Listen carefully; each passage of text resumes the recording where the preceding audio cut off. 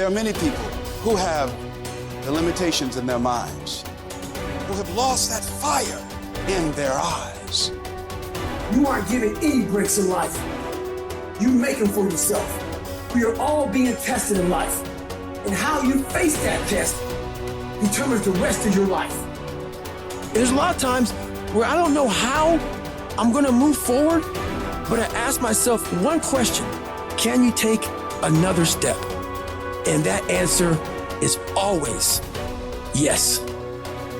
Wherever focus goes, energy flows.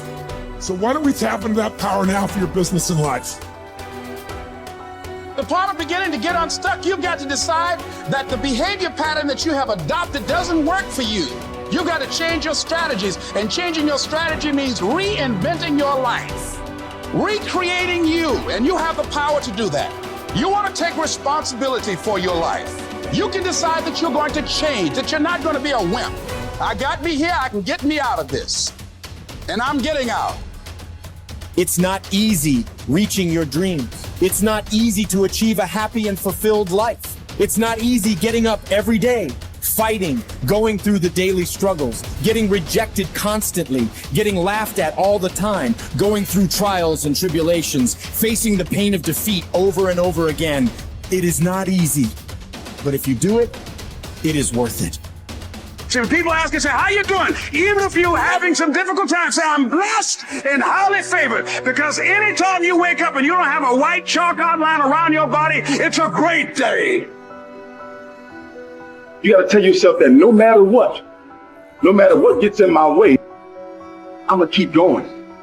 I'm going to keep moving. I'm going to keep winning. I'm going to keep surviving. It's everything that you want, because you went through that pain of that journey. It felt like he wanted to just knock you down and say, you know what? You can't do it. Understand that it's going to be trials and tribulation. That we'll have storms, but they will have sunshine after the rain. But that depends on you and how bad do you truly want it. Nothing in life will hold you back if you trust in yourself and you trust in the process. And at the end of this race, guys, you're going to be more capable. Through that effort, builds the character, the person you want to be at the end. Accept that.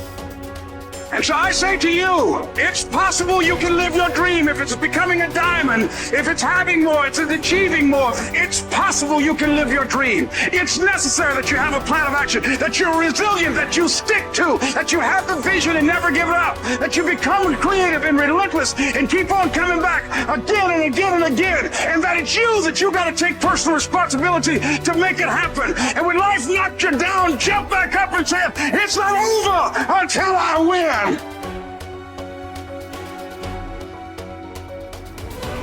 What does success look like?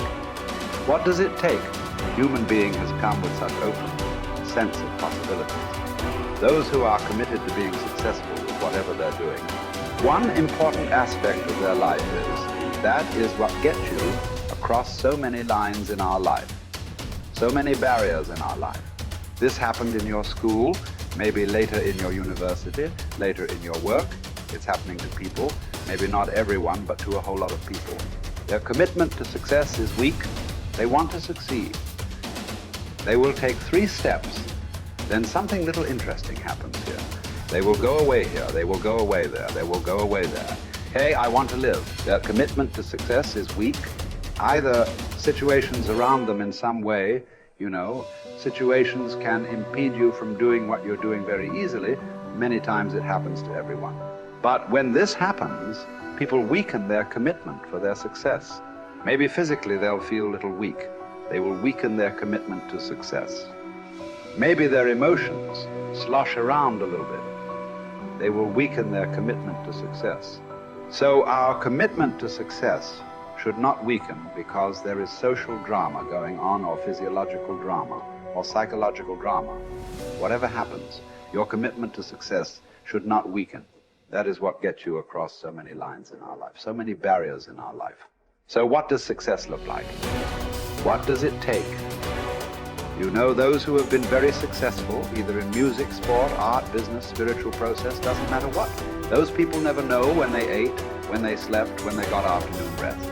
I have not seen such a thing in my life. So those who are committed to being successful with whatever they're doing, one important aspect of their life is they're not settling down where it's very comfortable. Because comfort will happen when they lower you to the grave very comfortable. Have you seen how comfortable they are? Once they're dead, if you throw them there also, they're comfortable. If you lower them, they're comfortable. Right now, it's about ensuring that there is profoundness of experience and there is impactfulness of activity. Because if they had given you a limitless amount of time, you could do all those things, nothing wrong. I'm not against it. But they gave you such a little time with such tremendous potential of being human. That's the problem. If creation had made you like an earthworm, I'm not saying there's anything wrong with an earthworm. It is just that it's a unipolar potential. It can only do that much. An earthworm is not thinking of climbing a tree because it knows it'll be picked up by the birds. It never has such aspirations.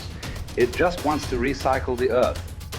You know, it is beneficial to so many other lives, including us, but its objective is very clear: to eat and to reproduce and to die. Very clear objective. That purpose to fulfill, he strives. I don't think he sleeps in the afternoon. I don't think so, because many afternoons I've seen earthworms. They were all vigorously active, but a human being came with too many potentials. Because of that, it needs a certain level of striving for a human being to forget about the world, to consider yourself successful. If your idea of success is you're doing little better than your neighbor, I call that sickness.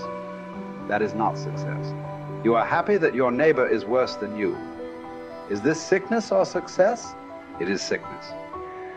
But in some way, you feel fulfilled with what you're doing. Let's consider that as success for now. It doesn't matter whether you're better than somebody or worse than somebody. That question should not even come up in your mind. But in some way, you feel you're using yourself fully, and there's a certain sense of fulfillment in your activity. Well, if you're capable of just closing your eyes and simply sitting without any activity, that's fantastic. But you cannot do that. You cannot do that right now. In the states that you are, you can't simply close your eyes and become still. Instead of being busy, you will become preoccupied. That doesn't mean you're improving, that means you're regressing in some way. The problem about this success is people always making judgments. I did this, I did that, maybe this didn't work, maybe this is a mistake, that's a mistake. There's no such thing in life. See, at one time you were a monkey, all right. Hey, this is not me, this is that Englishman, you know. Charles Darwin said you were all monkeys. At one time you were a monkey just a brief while ago. Was it a mistake that you committed? That you were a monkey? Or was it just a certain stage of evolution? Was it a mistake or was it just a certain stage of evolution? Similarly, since you were born, because as a human being, you're born largely unformed, unlike other creatures. Other creatures, if their food is taken care of, they know what to do with their life. Because human being has come with such open sense of possibilities. You come unformed.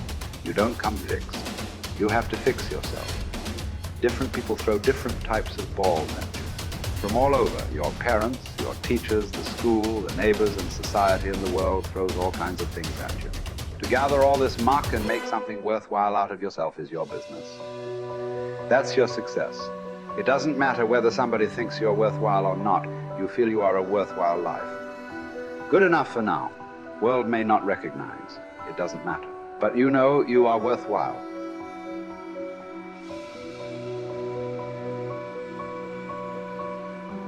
It's hard to say what the soul means metaphysically because, say beyond the confines of a single human being, we do have this sense that the soul can expand itself into something that's greater than it has been. It has this capacity for growth.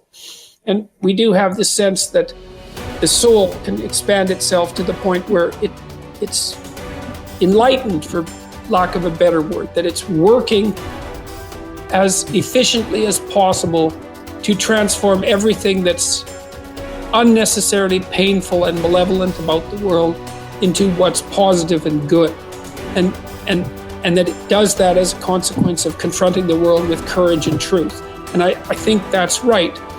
And I do think that means that the soul participates in something eternal, which is the attempt of being itself to transform what's unnecessarily painful and malevolent into what's good, and that human beings actually do participate in that, and that that's part of the reason that our ancient tradition insists that we're made in the image of God.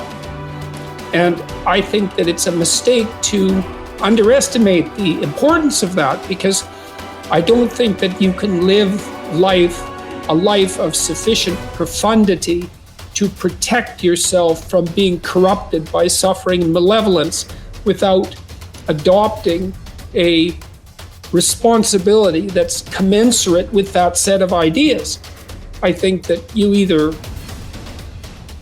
orient yourself upward, to the star above the horizon, and try desperately to improve the structure of being, or you work at counter purposes to it and make things worse. I don't think there's a middle ground. In fact, to the degree there is a middle ground, it tilts towards the negative, because people who try to occupy the middle ground generally try to accrue the benefit, let's say, without adopting any of the risk. And that's not acceptable, not helpful. So that's a soul to me.